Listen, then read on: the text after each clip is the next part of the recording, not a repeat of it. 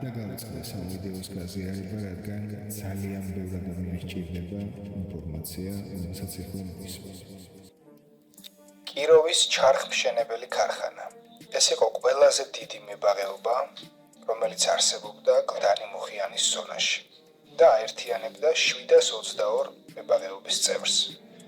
ამ ნაკვეთების დიდი ნაწილი დარეგისტრირებულია არასწორად და რეალურ მესაკუთრეებს დღემდე გონიათ, რომ ამ ნაკვეთების დაბრუნება არის შეუძლებელი. მაშინ, როდესაც ცალსახად შეგვიძლია გითხრათ, რომ ყველა ამ ნაკვეთის დაბრუნება შეიძლება და რეალური მესაკუთრე მიიღებს ან მიწის ნაკვეთს, ან მიიღებს ზიანის ანაზღაურებას, როგორც ალტერნატიულ სიკეთეს მიწის სანაცვლოდ.